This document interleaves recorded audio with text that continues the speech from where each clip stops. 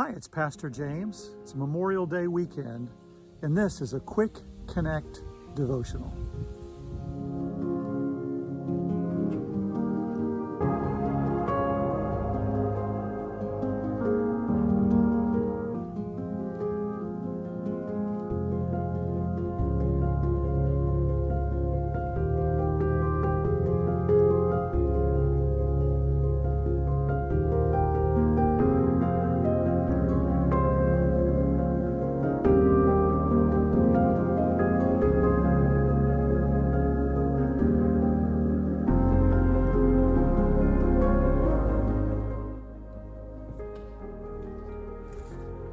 Well, today was our first Sunday back, and I've been looking forward to this time for 2 months now. And I have to say, it was a great thing to be able to connect with people here, to be able to start our services again, and just to be able to take those first steps. But I also want to say it's awkward.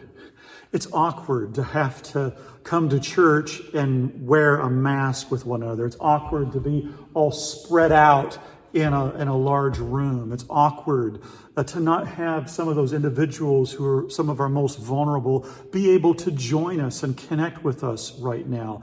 It's awkward to be able to not be able to greet one another closely and be able to fellowship and share with one another. And yet at the same time, I'm inspired. I'm inspired by your love of God, your love of others, your sacrificial attitudes, and your graciousness as we walk through this together. I want to share with you some devotionals, what I'm calling Quick Connect.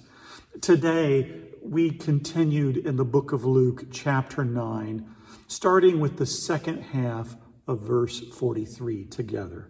Let's read together. While everyone was marveling at all that Jesus did, he said to his disciples, "Listen carefully to what I'm about to tell you. The Son of Man is going to be betrayed into the hands of men." But they did not understand what this meant. It was hidden from them, so they did not grasp it. They were afraid to ask him about it. The disciples had preconceived ideas, big plans about what it meant to be a follower of Jesus and him being the Messiah. So they didn't have a mind to grasp openness, to see what it was that he was saying to them, because it didn't fit their understanding, their plans.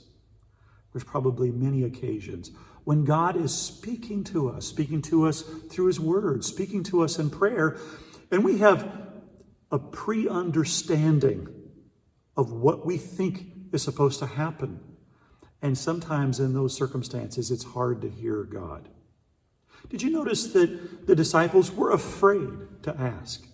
In the book of Mark, chapter 8 and 9, Mark's covering these same events, but he gives us a little bit more information as he's telling the disciples about what's going to happen, as he's changing gears and going towards the cross. Peter takes Jesus aside and begins to rebuke him.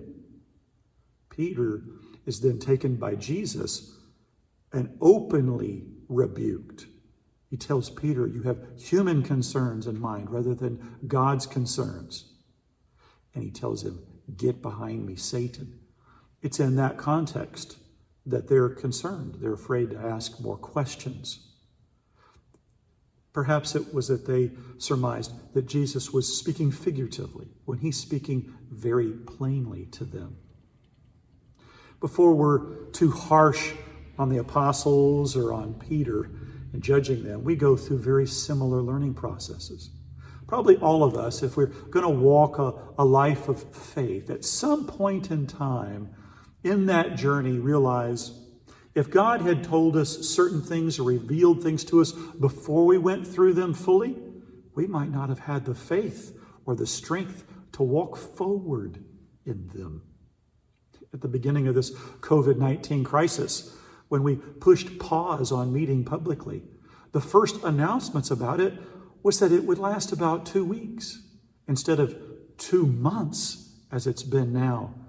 If I had known that 2 months beforehand, I'm not sure how I would have approached it during those occasions.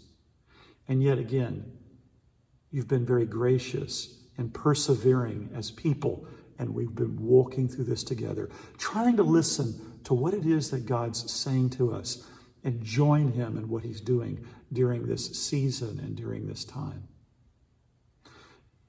There was another occasion. It's recorded in the book of John, chapter 6. Jesus has fed the people, very similar things to what we've been walking through in the book of Luke, the same miracle. And the people are coming back only because they want to be fed, not because they're wanting Jesus and his agenda and his purposes. They've got their own plans. John tells us there that they want to force him to be king. Jesus tells them something in these moments that they're not able to receive, and yet they're powerful words. Today, we took communion. We have some of those cups out here on this table. They're the prepackaged cups so that they could be sterile. Jesus tells them in this moment that they would have to eat his flesh and drink his blood. He's the food that they need. It says many of his followers at the time, many of his disciples turned away. Jesus turns to the apostles. Are you going to leave too? Peter speaks up at this time. He says, to whom should we go? You have the words of eternal life. There was lots of growing pains, maturity that's happening with the disciples. We look at them, but they know who to ask. They knew who to go to. They may not have the answers, and neither do we, but we know who does. And we hold his hand as he leads us in faith. That's the place of trust. That's the place of walking with him. In times where we think we're certain, or in the times when we know we're not, it's trusting him and walking with him and his plans. That's the safest place to be. That's where we want to be. Lord, as we continue to walk, we're grateful, we're thankful. Lead us in this journey of faith and relationship with you. In Jesus' name, amen.